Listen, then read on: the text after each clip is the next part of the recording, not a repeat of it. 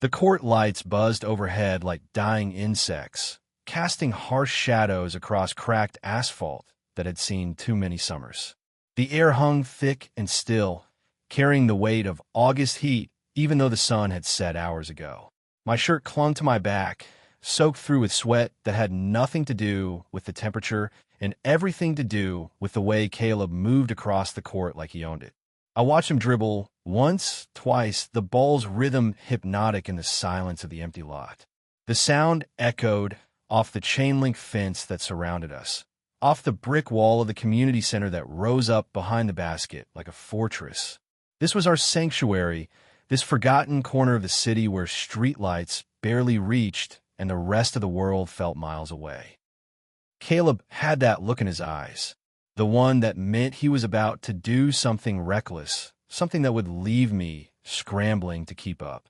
I'd seen 1,000 times before in lecture halls when he'd challenge the professor, at parties when he'd dare someone twice his size to arm wrestle, on this very court when he'd attempt shots that should have been impossible. But tonight felt different. The air between us crackled with something I couldn't name, something that made my pulse quicken every time he looked at me. We'd been playing for an hour, maybe two, time losing all meaning under the fluorescent glare. Our usual banter had faded into something quieter, more charged. He feinted left, and I bit, my body responding before my mind could catch up. That was when he struck, lunging forward with the fluid grace of someone who'd spent his life turning sport into art. His shoulder connected with mine, not hard enough to hurt, but firm enough to send me off balance. The ball spilled from my hands, bouncing once before rolling toward the fence with a hollow, defeated sound. Our laughter filled the night air, but it felt hollow too, performed. Like we were both playing roles we'd outgrown, but didn't know how to abandon. I moved to retrieve the ball, my sneakers squeaking against the asphalt, but Caleb was already there, blocking my path with that same fluid motion that had caught me off guard. Except this time, he didn't step back. He didn't grin and make some joke about my reflexes or challenge me to a rematch. Instead, he took another step forward and another until I found myself pressed against the rough brick wall of the community center, the surface cold against my back despite the humid night. The ball rolled away behind him, forgotten, its hollow bounce fading into nothing. But I barely noticed. All I could focus on was the way Caleb's chest rose and fell, how close he was, close enough that I could smell his deodorant mixing with sweat and something else, something that was purely him. I froze, my breath catching in my throat like a bird trapped in a cage. This wasn't part of the game we'd been playing for months, wasn't part of the careful dance we'd choreographed around each other. This was something else entirely, something that made my heart hammer against my ribs so hard I was sure he could hear it. Caleb's hand came up, palm flat against the brick beside my head. His arm created a barrier, not trapping me, but sheltering me, and the distinction felt important in ways I couldn't articulate. His face was inches from mine, close enough that I could count the flecks of gold in his brown eyes, could see the way his lips parted slightly as he breathed. Our laughter died as suddenly as it had started, swallowed by a silence, so complete it felt like the world had stopped turning. The only sounds were the buzz of the overhead lights, the distant hum of traffic from the main road, and the thunderous rush of blood in my ears. I'd known Caleb for 3 years. We'd met freshman year when he'd stolen my usual spot in the library, and then had the audacity to look offended when I'd asked him to move. That confrontation had somehow evolved into a study session, which had become a friendship built on mutual stubbornness and a shared love of pushing boundaries. But I'd never seen him like this. Never seen his usual cocky smirk replaced by something softer, more vulnerable. Never felt the full weight of his attention focused on me like a spotlight, intense enough to make me want to squirm and stand perfectly still all at once.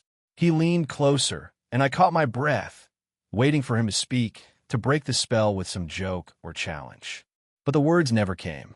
Instead, his free hand rose to hover near my face, not quite touching, but close enough that I could feel the warmth radiating from his palm. For the first time since I'd known him, Caleb looked uncertain. The confidence that usually rolled off him in waves had cracked, revealing something raw underneath.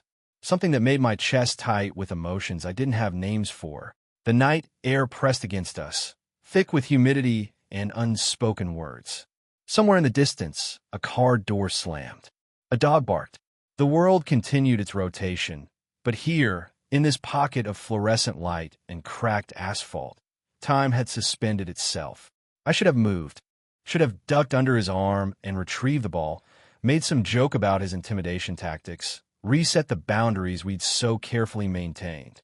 But my feet felt rooted to the ground, my back pressed against brick that seemed to anchor me to this moment to him. Caleb's breathing had slowed, grown deeper, more deliberate. I watched the rise and fall of his chest, hypnotized by the rhythm, by the way his damp shirt clung to muscles I tried so hard not to notice during our games. His Adam's apple bobbed as he swallowed, and I found myself following the movement with my eyes. The silence stretched between us, taut as a wire. I could feel my pulse in my throat, could taste the metallic tang of adrenaline on my tongue. This wasn't the rush of competition anymore. This was something else entirely, something that made my skin feel too tight and my thoughts scatter like leaves in a storm. For the first time in 3 years of friendship, in months of these late-night games, it didn't feel like we were playing anymore. It felt like we were standing on the edge of something vast and terrifying and wonderful, like one wrong move could send us tumbling into territory we'd never be able to return from. And as Caleb's eyes searched my face, as his breath ghosted across my skin, I realized I wasn't sure I wanted to return anyway. I am 22 years old, a senior at the state university, caught in that strange liminal space between who I was and who I'm supposed to become. Most days, I feel like I'm wearing a costume that doesn't quite fit, going through motions that feel scripted by someone else.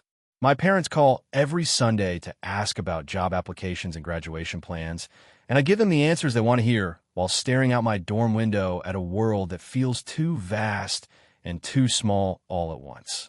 The basketball court became my escape from all of that, a place where the only expectations were the ones I set for myself, where the only performance that mattered was the arc of the ball through the net. I discovered it freshman year during one of those restless nights when sleep felt impossible and the walls of my room seemed to close in. The court sat behind the community center, forgotten by most students who preferred the gleaming facilities on campus. But I fell in love with its imperfections, the way the chain nets sang in the wind, how the uneven asphalt demanded adaptation with every step. It was there that I learned to breathe again, there that I could shed the careful politeness I wore like armor, could move my body through space without measuring every gesture against some invisible standard. I'd show up after dark, when the automatic lights would flicker on and cast their harsh glow across the cracked surface, and play until exhaustion finally granted me peace. For 2 years, it was my sanctuary, mine alone, until Caleb invaded it with his easy confidence and that maddening smile that suggested he knew secrets about the world that the rest of us were too naive to understand. Caleb is 23, a year older, though he carries himself like he's lived several lifetimes. He has this way of moving through the world that makes it seem like everything bends slightly in his direction, like gravity itself is negotiable if you have enough audacity. Where I am careful, deliberate, measuring each step, Caleb is all spontaneous energy and sharp edges barely contained by skin. We met during my sophomore year, his junior, in a philosophy seminar that neither of us particularly wanted to take. I'd chosen it because it fulfilled a requirement. He'd chosen it, I later learned, because the professor had a reputation for heated debates, and Caleb never met an argument he didn't want to join. He sat 3 seats away from me, and I spent the entire semester pretending not to notice the way he'd lean back in his chair during discussions, arms crossed, that knowing smirk playing at the corners of his mouth. After class one evening, he'd follow me out into the parking lot. Not pursued, exactly, but matched my pace with that loose-limbed stride of his until I couldn't ignore him anymore. He said he'd seen me at the court behind the community center, asked if I wanted company sometime. The casual way he said it, like he was commenting on the weather, made something twist in my chest. I told him I preferred playing alone. He laughed, a sound that seemed to bubble up from somewhere deep and unguarded, and said that was exactly why I needed someone to play with. Our friendship was built on competition from the very first game. One-on-one battles that stretched past midnight. Trash talk that masked something neither of us was ready to name. Caleb approached basketball the same way he approached everything else, with a reckless joy that made my methodical style look pedestrian by comparison. He'd attempt shots that should have been impossible, celebrate makes and misses with equal enthusiasm, and somehow make me feel like I was part of something larger than myself. But beneath the bravado, I caught glimpses of something else. The way his laughter would fade when he thought no one was looking. How he'd stay on the court long after our games ended, shooting alone while I gather my things. The careful way he never quite answered when I asked about his family, his plans after graduation, what kept him awake at night. We were both hiding, I realized, using the game as a way to be close without having to explain what close meant, what we wanted it to mean. Every stolen glance, every moment when our hands would brush reaching for the same rebound, every time he'd help me up after a hard foul, his grip lingering just a second longer than necessary. The rivalry was real, but it was also a translation, a way of speaking in a language we both understood but neither dared to interpret. The court became our shared territory, marked by the rhythm of our voices calling out scores, the squeak of sneakers against asphalt, the hollow bounce of the ball between us. Night after night, we'd show up as if summoned by some unspoken agreement, never planning it but never surprised to find the other already there, already warmed up, already waiting. Other people started to notice. Friends would ask why I disappeared every evening, why I turned down invitations to parties and study groups. I'd make excuses about needing exercise, about stress relief, about anything that didn't involve explaining the way my pulse quickened when I saw Caleb's beat-up Honda Park beside the community center. Because how could I explain that our games had become the most honest part of my day? That somewhere between the trash talk and the competition, I'd found something I didn't know I was looking for? How could I tell them that when Caleb smiled at me across the court, when he called my name to get my attention, when he pushed me harder than anyone ever had, I felt more like myself than I did anywhere else? The truth was too complicated, too dangerous. So I kept it simple. Basketball, I'd tell them. Just basketball. Nothing more than that. And maybe if I said it enough times, I'd start to believe it myself. But late at night, after our games had ended and we'd gone our separate ways, I'd lie in bed replaying every moment. Every look, every touch, every silence that felt too heavy with meaning. And I'd wonder if Caleb was doing the same thing. If he was staring at his ceiling and trying to make sense of whatever was building between us on that cracked asphalt court. The next morning arrived with the kind of brutal clarity that only comes after sleepless nights. I'd spent hours staring at my dorm room ceiling, replaying every second of what had happened against that wall, analyzing the weight of Caleb's hand beside my head, the way his breathing had changed, the silence that had stretched between us like a bridge I wasn't sure either of us was ready to cross. But when I saw him in our shared economics class, slumped in his usual seat 3 rows ahead of mine, it was as if the previous night had been erased. He was all casual energy again, that familiar smirk in place as he joked with the guy next to him about the professor's tie. When he turned to scan the room and his eyes found mine, he offered the same easy nod he'd been giving me for months. Nothing in his expression suggested that anything had shifted between us, that we'd stood on the edge of something vast and terrifying just hours before. I spent the entire lecture watching the back of his head, searching for some sign that he was as unsettled as I was. But Caleb had always been better at compartmentalizing than me, better at wearing masks that fit so perfectly you forgot they were masks at all. He took notes with the same lazy precision as always, answered the professor's questions with that trademark confidence that made everything sound like a challenge. After class, he caught up with me in the hallway, falling in his step beside me with that loose-limbed stride I'd memorized without meaning to. We talked about the assignment, about the upcoming exam, about everything except the electricity that had crackled between us under those harsh court lights. But I caught him glancing at me when he thought I wasn't looking, and something in those stolen glances felt different. More careful, more deliberate. When evening came, I almost didn't go to the court. I sat in my room for an hour, textbook open but unread, trying to convince myself that showing up would be a mistake. That whatever had happened was better left unexplored. That our friendship was too valuable to risk on the dangerous territory we'd stumbled into. But at 9:30, I found myself lacing up my sneakers anyway. Some magnetic pull I couldn't resist drew me out into the humid night, toward the chain-link fence and the buzz of fluorescent lights that had become as familiar as my own heartbeat. Caleb was already there, of course. He was always early, always warming up with a series of shots that looked effortless, but I knew he'd practiced until his hands bled. He called out when he saw me approaching, demanded a rematch for the game I'd technically won the night before. His voice carried the same playful antagonism as always, but underneath it, I detected something else. A current of tension that hadn't been there before. We played with an intensity that felt almost violent at first. Every steal was more aggressive, every screen harder than necessary. It was as if we were trying to slam our bodies back into the familiar rhythm of competition to drown out whatever else was trying to emerge between us. I scored first, then he answered with a three-pointer that barely touched the rim. The ball became a mediator, a safe focal point that kept us from having to look too directly at each other. But as the night wore on, as sweat dampened our shirts and exhaustion began to soften our edges, the violence transformed into something else. Our usual trash talk faded into quieter exchanges. When he set a pick, his shoulder lingered against mine a heartbeat longer than strategy required. When I drove to the basket and he fouled me, his hand stayed on my arms as he helped steady me, and neither of us acknowledged how unnecessary that steadying had become. After a hard drive that left me stumbling toward the sideline, Caleb caught me. His hands gripped my shoulders strong and sure, and for a moment we stood frozen in that position, his chest pressed against my back, his breath warm against my neck.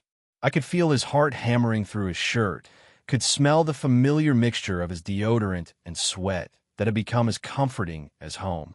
Neither of us moved. The ball rolled forgotten toward the fence, but we stayed locked in that embrace that wasn't quite an embrace, that balance that felt less like basketball and more like something I didn't have words for. Then Caleb's voice came, low and rough beside my ear. "You're easier to stop this way." The words were meant to sound like our usual banter, but they came out different. Softer, more vulnerable, like he was admitting something he hadn't meant to admit. But his grip didn't loosen. If anything, his hands seemed to settle more firmly on my shoulders, thumbs pressing against the tense muscles of my neck with a gentleness that made my breath catch. I could feel the heat radiating from his body, could sense the careful way he was breathing, as if he was afraid that moving too quickly might shatter whatever fragile thing was building between us. The court lights buzzed overhead, casting harsh shadows that made our joined silhouette look like something from a dream. Somewhere in the distance, a car horn honked, reminding us that the world continued to exist beyond this pocket of asphalt and fluorescent glare. But here, in this moment, with Caleb's hands on my shoulders and his heart beating against my back, the rest of the world felt impossibly far away. And for the first time since I'd known him, I wondered if he was as lost as I was. The games became our excuse. Every night, we'd show up with basketballs in hand and competition on our lips, but we both knew the real contest was happening in the spaces between plays, in the silences that stretched longer than they should, in the way our eyes would find each other across the court when we thought the other wasn't looking. We still kept score, still argued calls and celebrated impossible shots with the same fierce joy that had defined our friendship from the beginning. But underneath the familiar rhythm of basketball, something else was taking shape, something that made my skin feel electric every time Caleb moved within arm's reach. The trash talk that had once come so naturally began to feel forced, like we were both reading from a script we'd outgrown but didn't know how to abandon. When he'd steal the ball and flash that cocky grin, there was something different behind it now, something that made my chest tight with emotions I couldn't name. When I'd sink a three-pointer and throw my hands up in mock celebration, his laughter carried an undertone that hadn't been there before, warmer and more intimate than simple amusement. 3 weeks passed this way. 3 weeks of games that felt less like games and more like elaborate rituals, Sacred dances we performed to justify the hours we spent in each other's orbit. We never talked about what was happening. Never acknowledged the way our casual touches were becoming less casual, more deliberate. Never mentioned how we both started arriving earlier and leaving later, as if we could stretch the nights indefinitely if we just tried hard enough. But Caleb's defenses were beginning to slip in ways I'd never seen before. Always, he'd been a master of facades, able to summon that easy confidence like armor whenever the world demanded it. On the court, though, as midnight approached and the empty lot wrapped us in its familiar cocoon of fluorescent light and shadow, he let pieces of that armor fall away. His laughter grew softer in those late hours, less performative. When exhaustion finally caught up with us and we'd collapse against the fence to catch our breath, he'd let silence settle between us without immediately filling it with jokes or challenges. Sometimes I'd catch him watching me with an expression I'd never seen before, something vulnerable and searching that made my pulse quicken and my thoughts scatter like leaves in a storm. The touches became harder to dismiss as accidents. When we'd fight for a rebound, our bodies would press together with an intensity that had nothing to do with the ball. When he'd help me up after a hard foul, his hand would linger in mine, thumb brushing across my knuckles in a gesture so subtle I could have imagined it if not for the way it made my skin burn. When I'd set a screen, he'd lean into it more than necessary, shoulder against shoulder, and I'd feel the heat of him seeping through our sweat-dampened shirts. One particular night, after a game that had stretched past 1 a.m, I found myself pinned against the brick wall again. Not roughly this time, not as the result of some aggressive play, but slowly, deliberately, as if we were both moving through water. I'd been reaching for my water bottle when Caleb stepped closer, and then closer still, until I had nowhere to go but back against the rough surface that had become as familiar as my own bedroom wall. His hand came up beside my head, just like before, but this time there was no pretense of accident or momentum. This was a choice, deliberate and unmistakable. His other hand hovered near my face, not quite touching, but close enough that I could feel the warmth radiating from his palm, close enough that if I'd moved even slightly forward, skin would have met skin. We stood like that for what felt like hours, but was probably only seconds, breathing the same humid air, existing in the same pocket of space and time. The court lights hummed their eternal song above us. Somewhere in the distance, a train whistle echoed through the night. But here, in this moment, the universe had contracted to just this. The wall against my back, Caleb's presence filling my vision, and the thunderous sound of my own heartbeat in my ears. I could see everything in his face that I'd been too afraid to look for before. The way his pupils had dilated in the harsh light. How his usual smirk had disappeared entirely, replaced by something raw and honest that made my breath catch. The careful way he was holding himself, as if he was afraid that moving too quickly might break whatever spell we'd woven around ourselves. This isn't basketball anymore. The words fell from my lips before I could stop them, barely more than a whisper, but loud enough in the silence to make him flinch.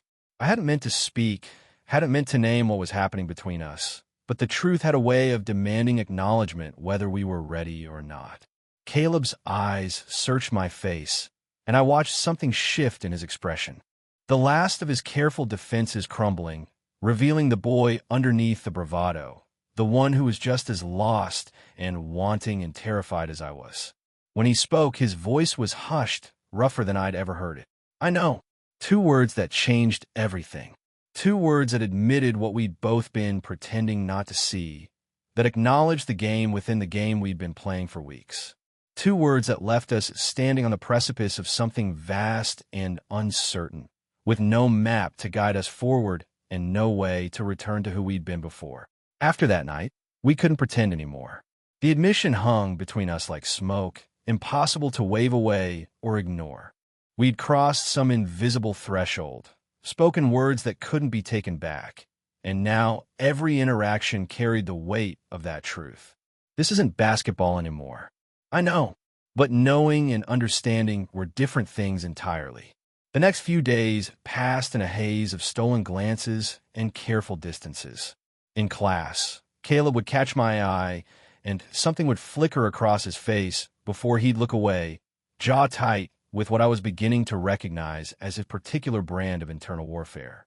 We still met at the court, still played our games, but the easy rhythm we'd established felt fractured, like we were both waiting for something neither of us knew how to initiate. It was a Thursday night, 3 days after our whispered exchange against the wall, when I finally found the courage to push past the careful boundaries we'd been maintaining. We'd been playing for an hour, our usual intensity muted by the elephant that had taken up permanent residence between us. Every time we came close to each other, every time our hands brushed reaching for the ball, the air would crackle with electricity before one of us would pull back, reset the distance, pretend that nothing had happened. But I was tired of pretending, tired of the way my chest ached every time Caleb looked at me with those careful eyes, tired of swallowing words that felt too important to keep inside. So when he made a particularly aggressive steal that sent me stumbling, when he flashed that familiar smirk that didn't quite reach his eyes anymore, I decided to stop dancing around the truth. Why do you keep doing this? The question cut through the humid night air like a blade, sharp enough to make him freeze mid-dribble. The ball bounced away from him, rolling toward the fence with that hollow sound that had become the soundtrack to our unspoken confessions. He stared at me for a long moment, and I watched his face cycle through expressions faster than I could catalog them. Surprise, fear, something that might have been relief, and finally, that stubborn defensiveness that he wore like armor whenever someone got too close to whatever he kept locked away inside. Keep doing what? But his voice lacked conviction, and we both knew it. This was his last-ditch attempt at plausible deniability, his way of buying time while he decided whether to run or stay and face whatever was building between us. You know what?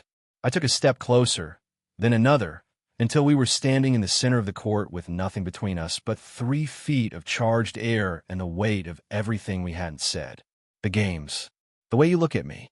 The way you touch me like you're afraid. I'll disappear if you don't hold on tight enough. Something cracked in his expression then, like ice breaking under too much pressure. His jaw tightened, muscles working as he ground his teeth, and I could see him waging war with himself in real time. When he finally spoke, his voice was rougher than I'd ever heard it, raw with an honesty that made my chest constrict. Because it's the only way I know to be close to you without admitting it.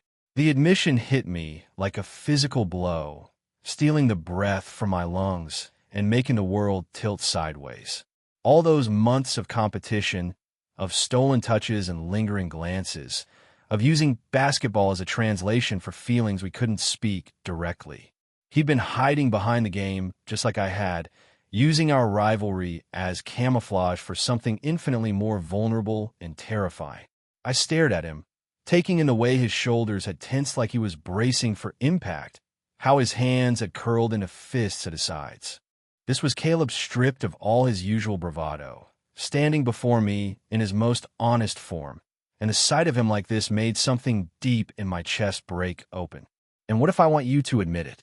The words fell from my lips before I could second-guess them, carrying with them every sleepless night I'd spent replaying our moments together. Every time I caught myself staring at his mouth while he talked, every ache of longing I tried to bury under the safe label of friendship. The silence that followed was deafening.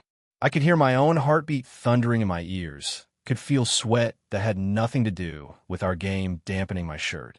Caleb's eyes went wide, pupils dilated in the harsh glow of the court lights, and I watched him struggle to process what I'd just offered him. Permission. Invitation. The thing he'd been circling around for weeks without quite daring to reach for it. His mouth opened, closed, opened again. When he finally spoke, his voice cracked on the words like he was 17 again instead of 23, like the confident mask he'd spent years perfecting had finally shattered completely. Then I've been playing the wrong game. The truth of it landed between us with devastating clarity. All this time, we've been using basketball as a safe space to explore feelings that felt too dangerous to acknowledge directly. But the real game had been happening in the margins, in the moments between plays, in every touch that lasted too long, and every silence that felt too heavy with meaning. I felt something shift in my chest, like tectonic plates realigning after an earthquake. The careful distance we'd maintained, the elaborate rituals we'd constructed to justify our need to be near each other, the way we'd hidden behind competition to avoid confronting what was actually happening between us. It all made sense now, and it all felt impossibly fragile and beautiful and terrifying. The court lights hummed above us, casting harsh shadows that made everything feel like a dream. But this was real. Caleb's admission, my invitation, the way we were both standing here, stripped of pretense for the first time since we'd known each other. This was the most real thing that had ever happened to me. In the days that followed our revelation, something fundamental shifted in the space between us. The careful choreography we'd perfected over months of pretending had crumbled, leaving us to navigate uncharted territory without any of our usual defenses. We still met at the court each night, but the games felt different now, charged with a new kind of energy that had nothing to do with competition and everything to do with the truth we'd finally spoken aloud. Caleb moved through those first few nights like someone learning to walk again. The easy confidence that had always defined him seemed to flicker in and out of focus, replaced by something more tentative, more real. When he looked at me now, there was no pretense of accident or plausible deniability. His gaze was direct, honest, weighted with intentions he no longer felt the need to hide. The basketball became less important. We'd still play, still keep score out of habit, but increasingly our games would fade into something else. Long stretches where we'd sit against the fence, passing the ball back and forth between us while we talked about things we'd never dared to discuss before. His family, who called too rarely and expected too much. My fears about graduation, about stepping into a world that felt too vast and unforgiving. The way we'd both been holding our breath for so long we'd forgotten what it felt like to exhale. It was during one of these quiet interludes, nearly 2 weeks after he'd admitted to playing the wrong game, that Caleb finally closed the distance completely. We'd been sitting in comfortable silence, shoulders almost touching, when he'd stood and moved to the center of the court. I'd followed without thinking, drawn by some magnetic pull I'd long since stopped trying to resist. He turned to face me under the harsh glow of the fluorescent lights, and I could see something different in his expression. A kind of settled resolve, like he'd finally made peace with whatever internal war he'd been fighting since the night we'd first pressed against that brick wall. The next time he moved toward me, there was no game to justify it. No stolen ball or aggressive play to provide cover. He simply stepped closer, then closer still, until I found myself backing toward the wall, not out of surprise this time, but out of inevitability. This was where we'd always been heading, I realized. Every game, every touch, every moment of charged silence had been leading us back to this place. When my shoulders met the brick, I didn't freeze like I had before. Instead, I found myself leaning into the solid surface, using it as an anchor while Caleb continued his approach. His movements were deliberate now, certain in a way that made my pulse quicken and my breathing shallow. His hands came up to frame my face, palms warm against my cheeks, thumbs brushing across my skin with a gentleness that contrasted sharply with the intensity in his eyes. For a moment, we just stood like that, breathing the same air, existing in the same impossible bubble of time and space that had become our refuge from the rest of the world. When I leaned forward, closing the final inches between us, it wasn't hesitation that held me back, but anticipation. The knowledge that once we crossed this threshold, there would be no pretending anymore, no safe harbor of plausible deniability to retreat to when the world became too complicated. The kiss, when it finally happened, was everything and nothing like I'd imagined during all those sleepless nights. It started rough, desperate, full of weeks of accumulated tension and unspoken want. His mouth against mine felt like finally coming home after a long journey, like finding the missing piece of some puzzle I'd been trying to solve my entire life. But then something shifted, and the desperation softened into something deeper, more certain. His hand slid from my face to my neck, fingers tangling in the hair at my nape, while his mouth moved against mine with a patience I hadn't known he possessed. This wasn't the reckless, all-consuming fire I'd expected from someone like Caleb. This was steady, deliberate, like he was trying to memorize every second, every sensation. When we finally broke apart, both breathing hard, he didn't step back. Instead, he rested his forehead against mine, eyes closed, and I could feel the tremor in his hands where they still held me. The silence that stretched between us was different from all the others we'd shared. Not weighted with things unsaid, but full of understanding, of acknowledgement, of a rightness that made everything else fade into background noise. "So I lose this round?" His voice was barely above a whisper, but I could hear the smile in it, that familiar hint of playfulness that had been missing from our interactions for weeks. I opened my eyes to find him watching me, and the vulnerability I saw there took my breath away. This was Caleb without any armor at all, open and honest, and waiting for my response with the kind of courage it had taken both of us too long to find. "We both win." The words came easily, carrying with them the weight of every game we'd played, every moment we'd stolen, every truth we'd been too afraid to speak. Because that's what this was, I realized. Not victory or defeat, not conquest or surrender, but something infinitely more valuable. A choice we were making together, a game where the only way to lose was to stop playing. His smile then was radiant, transforming his entire face and making him look younger, freer, like someone who'd finally set down a burden he'd been carrying for too long. And when he kissed me again, slower this time, more sure, I tasted the future in it. All the conversations we'd have, all the games we'd play, all the ways we'd learn to be honest with each other and ourselves. That was 6 months ago. 6 months since we stopped pretending that basketball was just basketball, since we discovered that the most honest thing we'd ever done was admit we'd been playing the wrong game all along. Now, as I sit here looking back on that night when everything changed, I can trace the evolution of what we became with the same precision I once used to track the arc of a perfect shot. We still meet at the court every evening, as reliable as the automatic lights that flicker on when darkness settles over the community center. We show up with our basketballs and our comfortable silences and our shared understanding of what this place means to us. The asphalt is still cracked in all the same places. The chain nets still sing their familiar song in the wind, but the space between us is transformed into something I never could have imagined during those early months of careful competition. The games we play now are different. Not because the rules have changed, not because we've lost our competitive edge, but because the stakes have shifted entirely. When Caleb steals the ball from me now, his grin carries no hidden agenda, no desperate need to find excuses for contact. When I sink a three-pointer and throw my hands up in celebration, his laughter is pure and uncomplicated, free from the weight of things we couldn't say.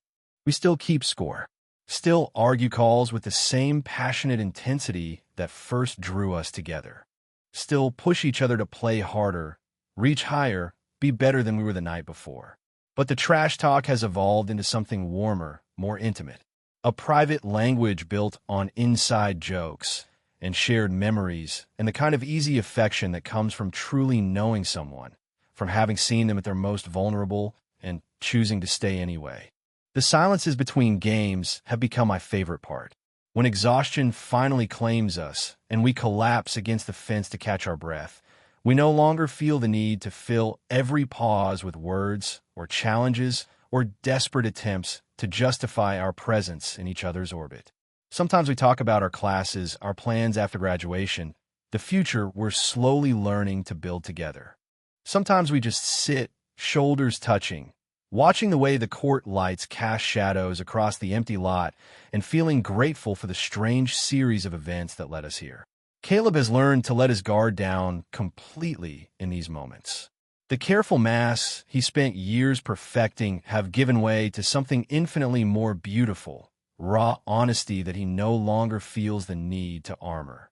When he looks at me now, there's no calculation behind his eyes, no measuring of risks versus rewards. Just affection, open and uncomplicated, and the kind of contentment I never thought someone like him would be capable of finding. The physical distance between us has collapsed entirely. Where once we maintained careful boundaries, strategic spacing designed to prevent accidental contact that might reveal too much, Now we exist in each other's space with easy familiarity. When he helps me up after a hard foul, his hands linger not because he's afraid to let go, but because touches become natural between us, another language we've learned to speak fluently. Sometimes, when the court empties and the night grows quiet around us, Caleb will move toward me with that same deliberate intent he showed that first time against the wall. But it's different now, not driven by desperation or fear of discovery, but by choice, by the simple desire to be close to someone who sees all of you and stays anyway. When he presses me back against the brick wall now, it's not a trap, but an invitation. His hands frame my face with the confidence of someone who knows he's welcome, who doesn't have to steal moments or manufacture excuses. The wall that once felt like a barrier has become our anchor, the place where we learn to stop hiding from each other and from ourselves. The kisses we share, their taste different than that first desperate meeting of mouths. They're slower now, more sure, full of the kind of patience that comes from knowing you have time, that this isn't something you have to rush before it disappears. When Caleb's mouth moves against mine in the shadow of the court lights, I can taste our entire history in it. Every game we played, every truth we finally found the courage to speak, every moment of fear and want and eventual surrender. People ask us sometimes how it started. Friends who've watched our easy affection with curiosity, professors who've noticed the way we seek each other out in crowded lecture halls, teammates from pickup games who've seen the silent communication that flows between us on the court. We usually tell them we met playing basketball, which is true enough without being the whole truth, because the real story is too complicated for casual conversation. How do you explain that love sometimes disguises itself as competition? That intimacy can masquerade as rivalry for months before either person recognizes what they're really fighting for? How do you describe the moment when pretense finally crumbles and you realize that everything you thought you wanted was just practice for this, for finding someone who sees through all your carefully constructed defenses and chooses you anyway? We were just shooting hoops, we tell them. And in a way, that's exactly what we were doing. Just shooting hoops and falling in love and learning that sometimes the most important games are the ones you don't realize you're playing until you've already won.